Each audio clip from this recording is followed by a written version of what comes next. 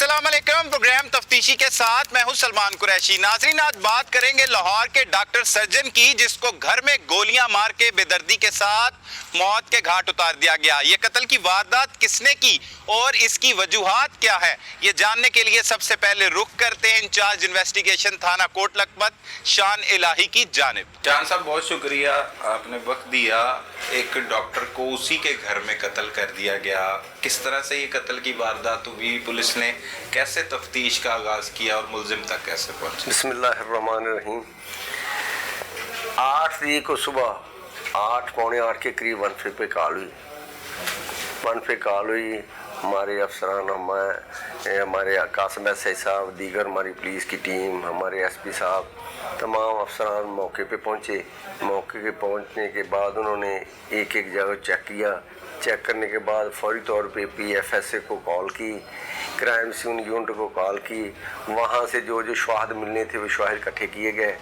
इकट्ठे करने के बाद फिर अंदाज़ा लगाने लगे। कपड़े मुख्तलिफ जगहों पे बिखरे पड़े हुए थे, उसका अंदाज़ा मुख्तलिफ पहलुओं से लगाने लगे। हर तरीक़ाकार से उसकी जांच पड़ताल की गई। करते रहे। करने के बाद क्या सराइयाँ हर पहलू पे लगाते रहे। लगाने के बाद फिर उनके लवाकीन आए। लवाकीन आने के बाद उनके बयानात कलमबंद किए। उनकी नाश जो मुलजिम की ना उनके कलम बंद हुए। होने के बाद फिर FIR दर्ज हुई। FIR दर्ज होने के बाद मुलजिम का मकतूल का पोस्टमार्टम करवाया गया। FIR नामलूम पे दर्ज की? FIR नामलूम पे दर्ज थी। ठीक है। मौका से जो चीज़ें शवाहद इकट्ठे किए थे वो PFSA ने पार्सल बना के हमारे वाले किए। सही। करने के बाद उसके बाद उसका पोस्टमार्टम होने के बाद हमने मुलजिम की तलाश करनी शुरू कर दी। उसका देखे मोबाइल नंबर लिया गया, जो लास्ट कॉल आई थी उसका सारी CDR से हमारी एक हुसैन फरूक साहब हैं, CRO के इंस्पेक्टर हैं, उनके साथ रब्ता। उसके बाद हमारे कैट कांस्टेबल है मोहसन साहब, वो SP साहब के ऑफिस में होते हैं, CDR क्लर्क हैं।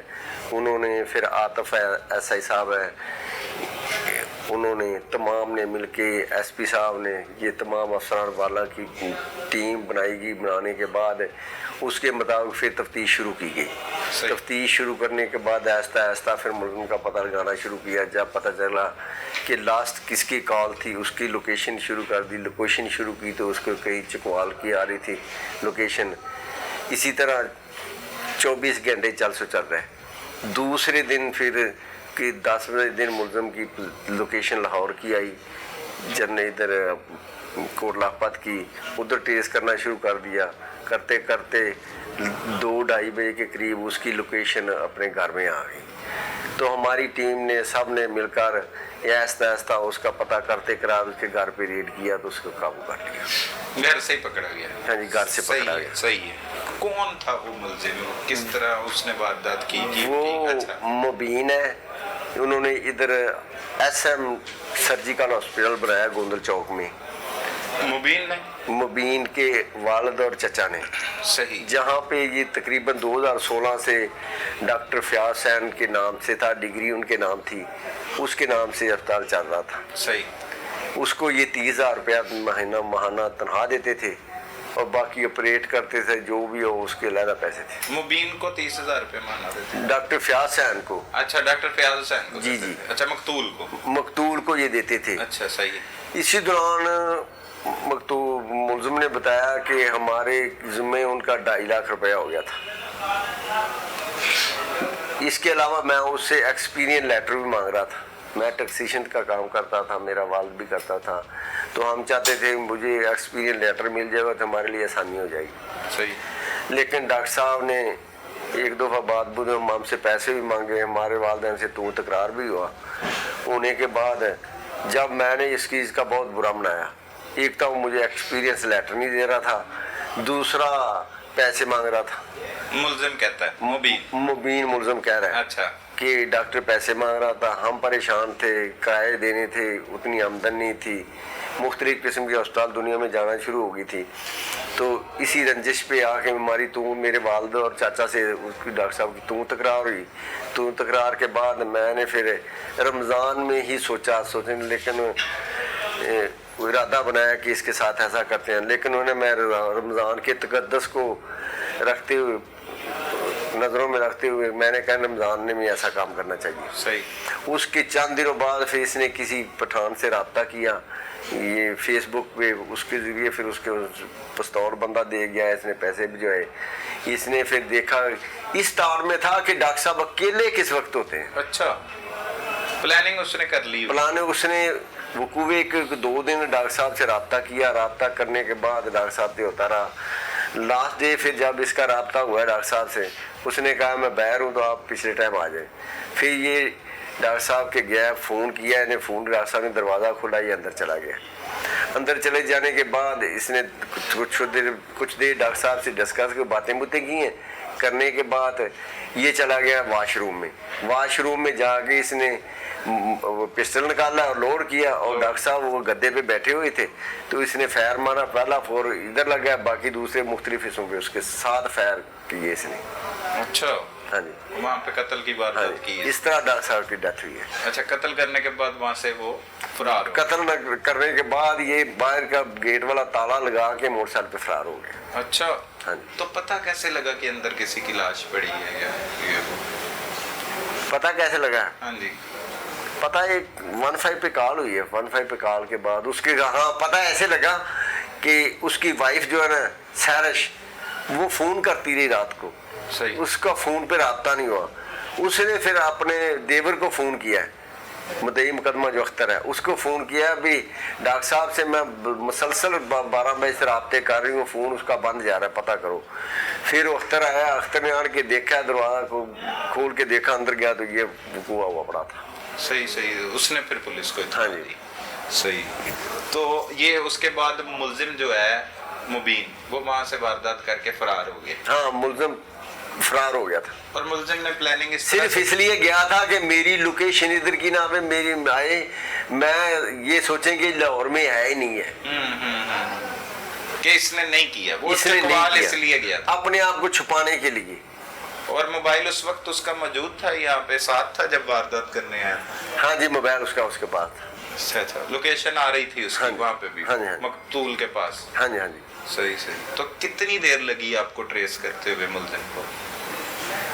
ये तकरीबन 24 घंटों में ट्रेस कर लिया। 24 घंटे। हाँ जी। तो अपनी तरफ से तो उसकी प्लानिंग थी कि वो पुलिस को चकमा देकर, या ब्लाइंड मर्डर, अंधा कत्ल है जी जी, कोई कर गया। हाँ जी। तो किस किस पहलुओं पर तफ्तीश कर रहे थे आप? जियो फेंसिंग की गई, सीडीआर हासिल की गई, और भी मुख्तलिफ तरीके से CCTV कैमरे की फुटेज देखी गई। सीसीटीवी कैमरे में आया मुलजिम? हाँ जी, CCTV कैमरे में भी आया, लेकिन ज़्यादातर इसकी लोकेशन, इसका मोबाइल फ़ोन पे रब्ता, लास्ट टाइम इसकी कॉल आई, उसके बाद कॉल ही किसी की नहीं आई। सही सही। और तो जब इसको पकड़ा गया तो इससे तफ्तीश की, तो इसने साफ कह दिया कि तमाम हालात वक्त बता दिए, इस वजह से मैंने कत्ल किया था। वजह सिर्फ ये थी कि एक एक्सपीरियंस लेटर टेक्नीशियन का। जी हाँ। तो शान साहब, आप अरसा दराज से महकमा पुलिस में हैं, इस कत्ल को भी ट्रेस कर लिया है। ये कोई वजह कत्ल की लगती है आपको कि इस पे कत्ल कर देना चाहिए इतनी सी बात पर? आजकल बंदे में जो एक खुमारी आती ना, या अकल पर पर्दा पड़ जाता, असल बात कहें कि अकल पर पर्दा पड़ जाता है, वो भूल जाता है हर चीज़ को, इंसानियत को भूल जाता है। वो दरिंदा सिर्फ तो वो इंसान करता है ना, बिल्कुल, जो कि अपनी इंसानियत को भूल जाता है, उसके रिजल्ट को नहीं सोचता, देखता नहीं, बर्दाश्त नहीं है। गुस्से में आके इंसान की अकल खत्म हो जाती है। खत्म हो जाती है, खत्म हो जाती है। कहते हैं ना सियाने के, अकल से गुस्से का कोई तल्क नहीं। जब गुस्सा आता है उसकी अकल खत्म हो जाती है। अब इस केस में मुकम्मल आपने शवाहिद इकट्ठे कर लिए हैं, मुलजिम ने इतराफ़े जुर्म भी कर लिया जी है, हाँ। तो इसके किए की इससे सजा मिलेगी? इंशाल्लाह हमारी पूरी कोशिश होगी कि हम जितनी ज़्यादा से ज़्यादा मजबूत तफ्तीश करें और शवाहिद इकट्ठे करके और कोर्ट में पेश करके सजा दवाएं सख्त से सख्त, ताकि दूसरे लोगों करने वालों को पता चले कि इसका रिजल्ट निकला, बुरे का नतीजा बुरा ही होता है। बिल्कुल। इसके साथ कोई साथी भी इसका कोई इन्वॉल्व है? नहीं, इसका कोई साथी नहीं, अकेले ही अकेला वारदात ही, की है इसने? अकेले नहीं। सही सही। मजीद अब आप जुडिशल करेंगे इससे तफ्तीश मुकम्मल करने के बाद, क्या होगा प्रोसीजर? अब इसका रिमांड लेंगे, रिमांड लेने के बाद अपने शवाहद इकट्ठे करेंगे, तफ्तीश मुकम्मल करेंगे। मजीद कोई चीज़ रह गई तफ्तीश में तो वो कलेक्ट करके तो फिर इसको हमने जुडिशल भी जाएंगे। आला कत्ल बरामद हो गया? हाँ जी, आला कत्ल बरामद हो गया। वो कहाँ से बरामद हुआ? हाँ जी, वो कहाँ? वो इसके पास हुआ है। इसी के पास था? हाँ जी। कत्ल करने के बाद फेंका नहीं? फेंक दिया था इसने, नाले में उधर से बरामद कर लिया था। बरामद कर लिया। हाँ जी। सही सही। ये एविडेंस बहुत ज्यादा जरूरी होते हैं एक कत्ल के मुकदमे में। बिल्कुल बिल्कुल, सारी चीजों का बड़ा जी जी, इसीलिए तो फौरी तौर पे ये जुडिशल नहीं ना कराया जाता, इसका रिमांड हासिल करते हैं। रिमांड हासिल करने के लिए रिमांड हासिल इसलिए किया जाता है कि जितनी भी एविडेंस कलेक्ट हो सके करें, ताकि मुलजिम को कैफरे किरदार तक पहुँचाया जाए। बहुत शुक्रिया एहसान जी।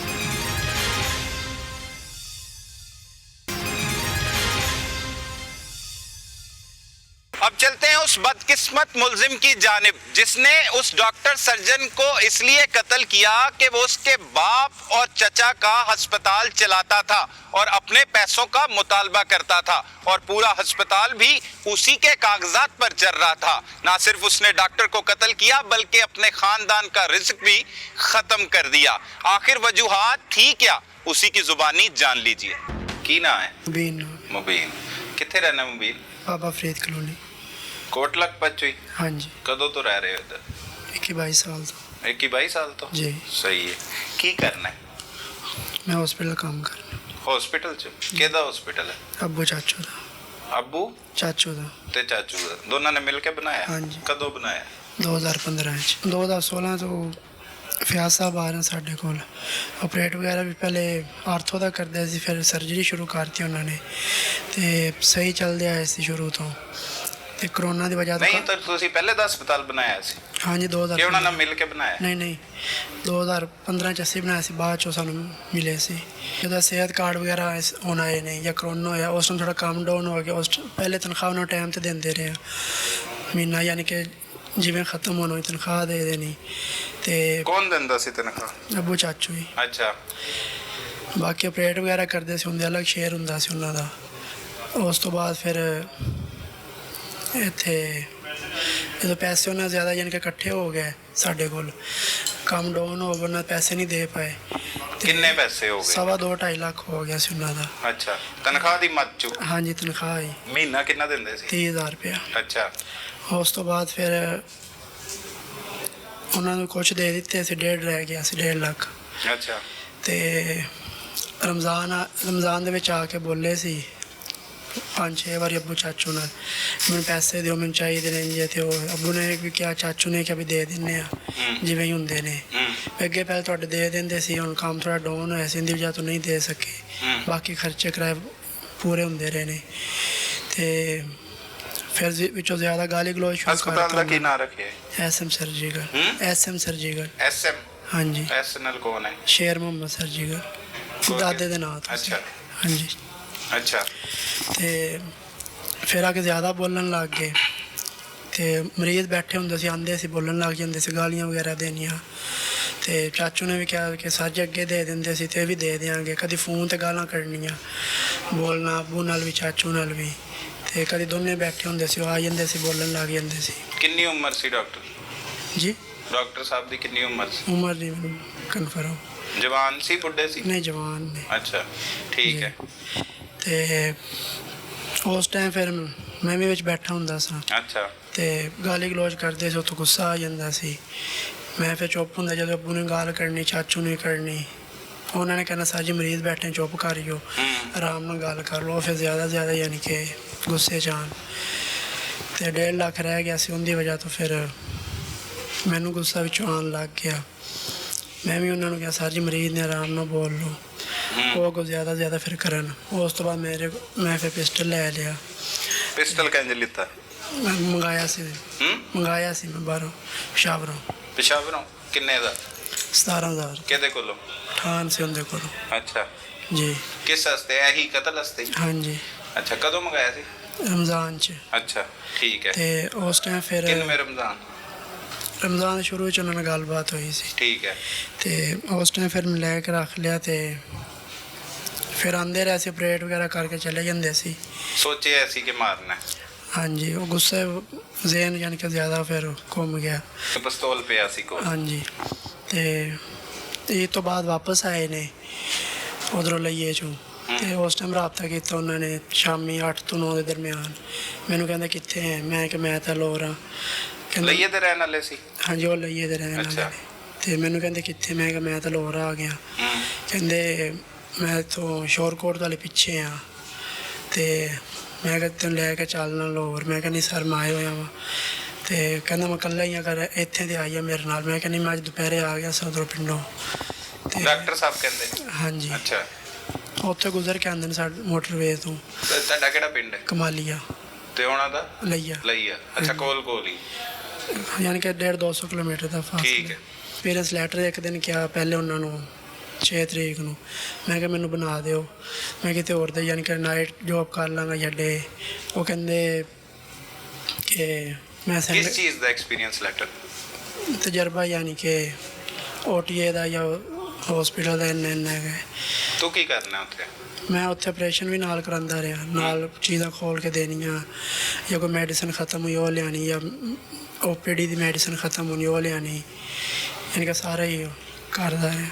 ਕੀ ਮਤਲਬ ਉੱਥੇ ਹੈਲਪਰ ਦੇ ਤੌਰ ਤੇ ਉੱਥੇ? ਹਾਂਜੀ ਹੈਲਪ। ਜਦੋਂ ਆਪਰੇਟ ਹੋਣਾ ਉਸ ਟਾਈਮ ਕੋਈ ਮੈਡੀਸਨ ਘੱਟ ਹੋਣੀ ਜਾਂ ਕੁਛ ਹੋਣਾ ਉਹ ਲੈਣ।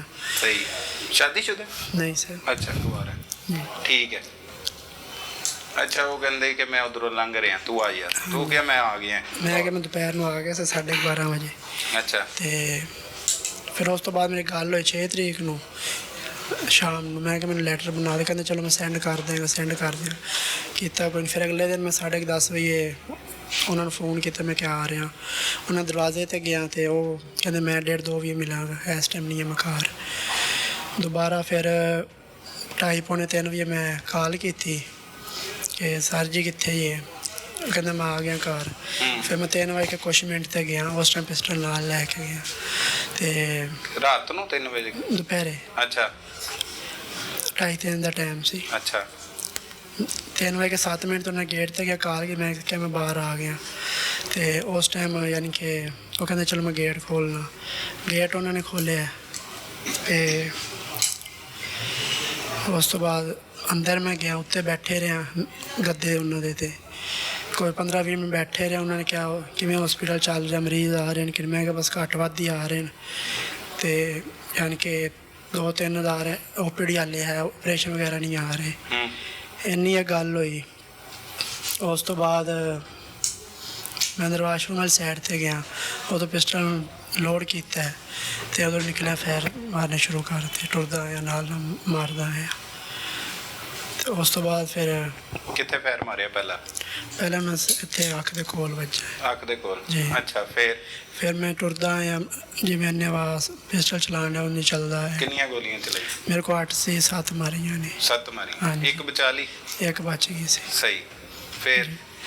ਫਿਰ ਉਹ ਡਿੱਗ ਪਿਆ ਤੇ ਉਸ ਤੋਂ ਬਾਅਦ ਮੈਂ ਬਾਹਰ ਵੇਖਿਆ ਉਹਨਾਂ ਦੇ ਫਸਟ ਫਲੋਰ ਦੀ ਜਿਹੜੀ ਖਿੜਕੀਆਂ ਸੀ ਬਾਹਰਲੀ ਸਾਈਡ ਤੋਂ, ਉੱਥੇ ਵੇਖਿਆ ਗਲੀ 'ਚ ਕੋਈ ਵੀ ਨਹੀਂ ਸੀ। ਫਿਰ ਥੱਲੇ ਜਾ ਕੇ ਵੇਖਿਆ ਕੋਈ ਵੀ ਨਹੀਂ। ਫਿਰ ਬਾਰੀਆਂ ਵਗੈਰਾ ਉਹਨੇ ਚੈੱਕ ਕੀਤੀਆਂ, ਕੁਛ ਵੀ ਨਹੀਂ ਮਿਲਿਆ। ਨਾ ਕੋਈ ਚੀਜ਼ ਐਸੀ ਵੈਸੀ ਕੰਮ ਦੀ ਵੀ ਨਹੀਂ ਮਿਲੀ। ਕੀ ਲੱਭ ਰਹੇ ਸੀ? ਮੈਂ ਪੈਸੇ ਕਿਹਾ ਪੂਸੇ? ਨਹੀਂ ਪੈਸੇ ਨਹੀਂ ਮਿਲੇ ਮੈਨੂੰ, ਨਾ ਕਾਗਜ਼ ਕੋਈ ਮਿਲੇ ਨਾ ਕਾਗਜ਼। ਕਹਿ ਰਹੇ ਨੇ ਕਿ ਗੱਡੀ ਦੇ ਕਾਗਜ਼ ਨਹੀਂ, ਫਲਾਨ ਇੰਜ ਉਹ ਚੈੱਕ ਬੁੱਕ ਨਹੀਂ, ਉਹ ਜਿਹੀ ਕੋਈ ਚੀਜ਼ ਨਹੀਂ ਪਕੜੀ ਮੈਂ ਤੇ ਨਾ ਮੈਨੂੰ ਮਿਲੀ ਹੈ। ਸਿਰਫ ਬਾਰੀਆਂ ਖੋਲੀਆਂ ਨੇ ਸਾਰੀਆਂ। ਲੱਭ ਕੀ ਰਿਹਾ ਸੀ? ਕੋਈ ਚੀਜ਼ ਮੈਂ ਕਿ ਮਸ਼ੀਨ ਹੋਏ ਕੰਮ ਦੀ ਜਾਂ ਕੋਈ ਹੋਰ ਚੀਜ਼ ਹੋਈ ਜਾਂ ਨਾਲ ਲਾਈ ਹੈ? ਹਾਂਜੀ। ਅੱਛਾ। ਕੋਈ ਚੀਜ਼ ਨਹੀਂ ਮੈਨੂੰ ਮਿਲੀ। ਫਿਰ ਮੈਂ ਕਿਚਨ 'ਚ ਗਿਆ, ਉੱਥੇ ਤਾਲਾ ਪਿਆ ਸੀ। ਅੱਛਾ। ਥੱਲੇ ਉਤਰਿਆ, ਤਾਲਾ ਲਾ ਕੇ ਤੇ ਚਲਾ ਗਿਆ। ਪਿਸਟਲ ਦੀਆਂ ਗੋਲੀਆਂ ਸੀ ਖਾਲੀ, ਜਿਹੜੇ ਨਜ਼ਰ 'ਚ ਆਈਆਂ 5-4 ਮਿਲੀਆਂ ਨੇ, ਖੋਖੇ ਜਿਹਨੂੰ ਕਹਿੰਦੇ ਨੇ। ਉਹ ਮੈਂ ਚੁੱਕ ਕੇ ਕਾਗਜ਼ 'ਚ ਰੱਖ ਲਈ। ਜਿਹੜੀ ਚਲਾਈਆਂ ਸੀ ਆਪਣੀਆਂ? ਹਾਂਜੀ। ਅੱਛਾ। ਉਹ ਮੈਂ ਖੋਖੇ ਕਾਗਜ਼ 'ਚ ਰੱਖ ਲਿਆ। ਉਸ ਤੋਂ ਬਾਅਦ ਇੱਕ ਗੋਲੀ ਬੱਚੀ, ਉਹ ਵੀ ਕਾਗਜ਼ 'ਚ ਰੱਖ ਲਈ। ਬਾਹਰ ਨਿਕਲਿਆ ਵਾਂ, ਉਰੇ ਪਰੇ ਵੇਖ ਕੇ ਮੋਟਰਸਾਈਕਲ ਬੈਠਾ, ਬਾਹਰ ਰੋਡ 'ਤੇ ਆਇਆ। ਤੇ ਉਸ ਟਾਈਮ ਫਿਰ ਥੋੜ੍ਹਾ ਜਿਹਾ ਅੱਗੇ ਆ ਕੇ ਪਿਸਟਲ ਵੀ ਨਾਲੇ ਸੁੱਟ ਦਿੱਤਾ ਤੇ ਗੋਲੀਆਂ ਦੇ ਖੋਖੇ ਵੀ।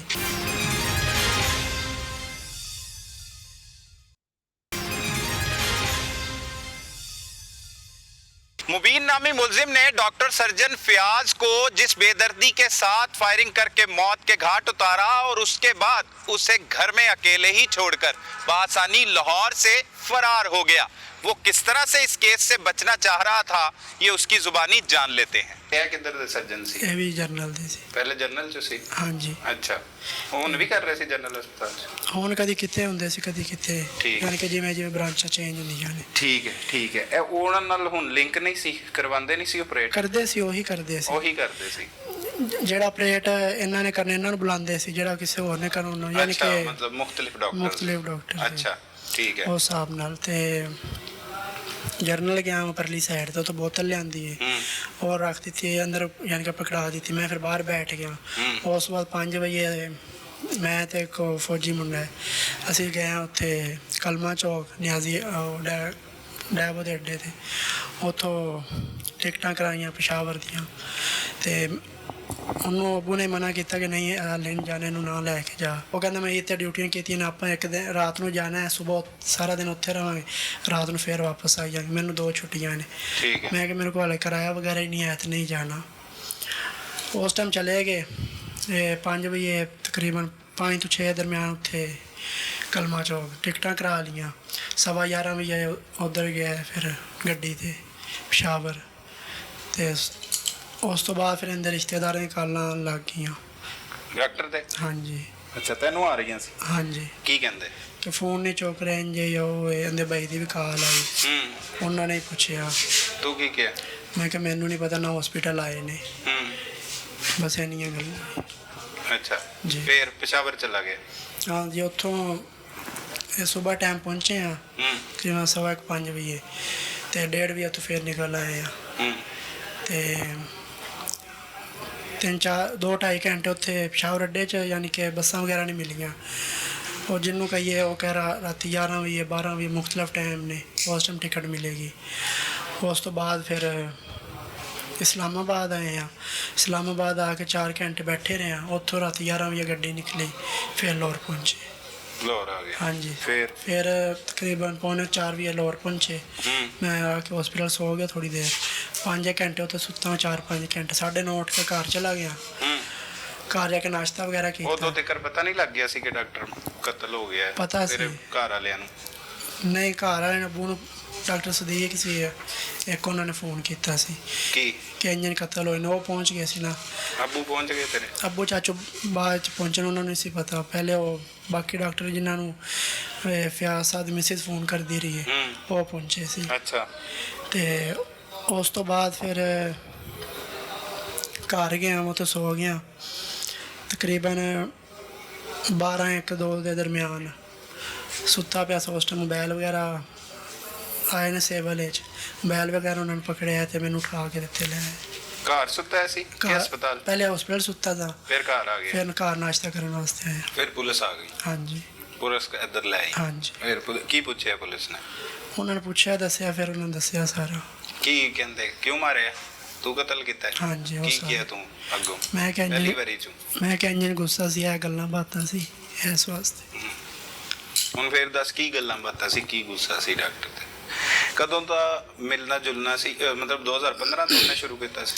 2016 ਸਾਡੇ ਕੋਲ ਆ ਰਿਹਾ ਸੀ। 2016 ਤੋਂ? ਜੀ। ਫੈਮਿਲੀ ਰਿਲੇਸ਼ਨ ਟਾਈਪ ਹੋ ਗਿਆ ਹੋਣਾ? ਹਾਂਜੀ। ਘਰ ਆਣਾ ਜਾਣਾ, ਜਨ ਤੂੰ ਘਰ ਚਲਾ ਗਿਆ?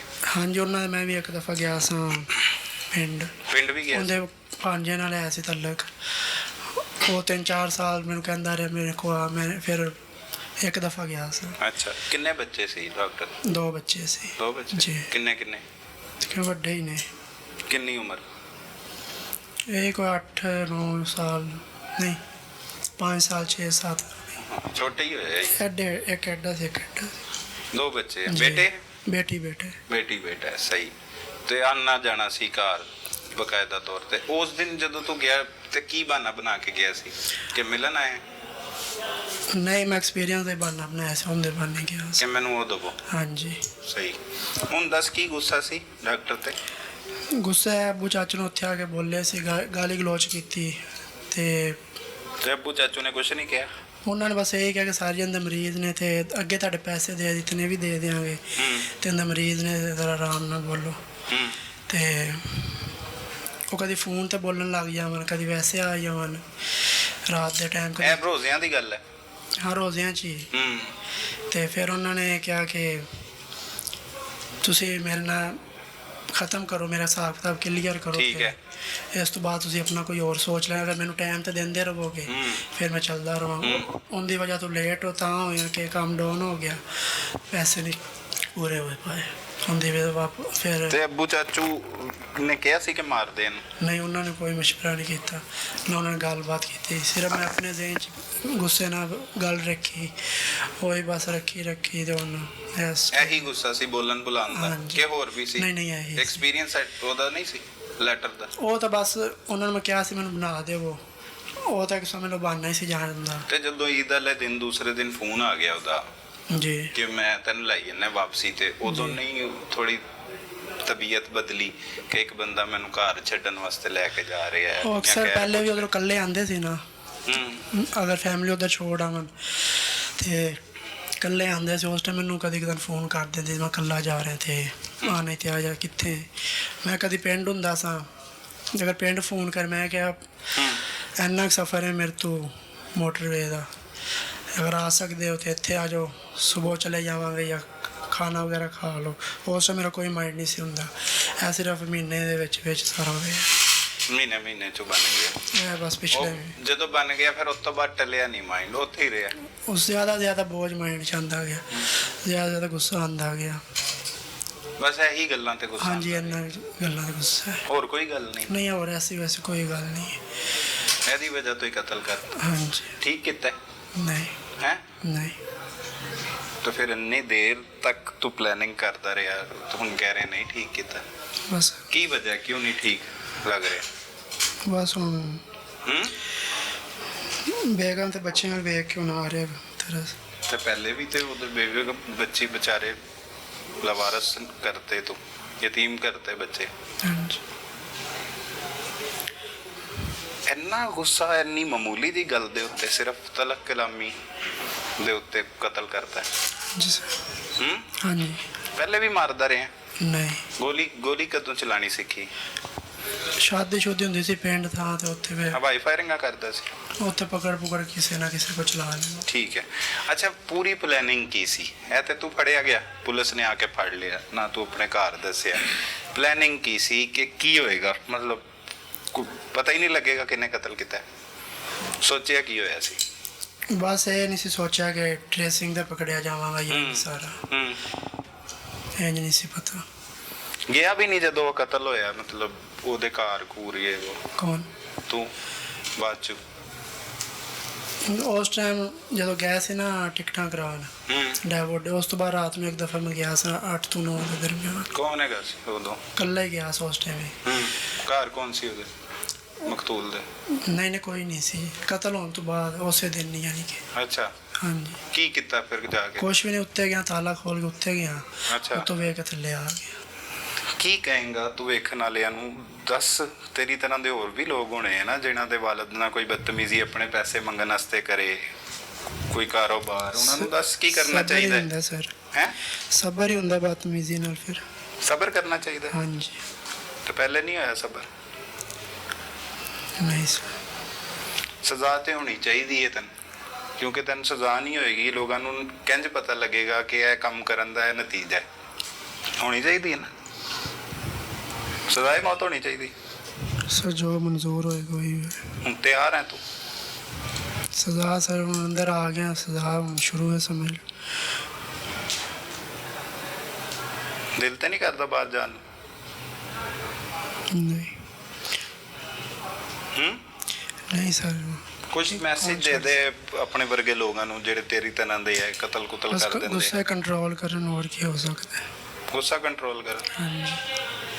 फयाज अहमद को कत्ल करने की वजूहात को जानने की कोशिश की जाए तो इसके पीछे महज एक ही वजह निकलती है और वो है अदम बर्दाश्त, जिसकी वजह से न सिर्फ डॉक्टर बल्कि सैकड़ों की तादाद में लोग मौत की वादियों में सोते चले जा रहे हैं और ये अदम बर्दाश्त बढ़ती चली जा रही है, जिसकी वजह से न सिर्फ एक शख्स बल्कि उसके पूरे खानदान बल्कि कत्ल करने वाले के खानदान को भी शदीद नुकसान पहुंचता है। तो खुददारा ख्याल कीजिए, अपने अंदर बर्दाश्त पैदा कीजिए ताकि इस तरह के नुकसानात से बचा जा सके। अपने इर्द गिर्द होने वाले जुर्म को फौरी 15 पर रिपोर्ट कीजिए। अपने मेजबान सलमान कुरैशी को इजाजत दीजिए।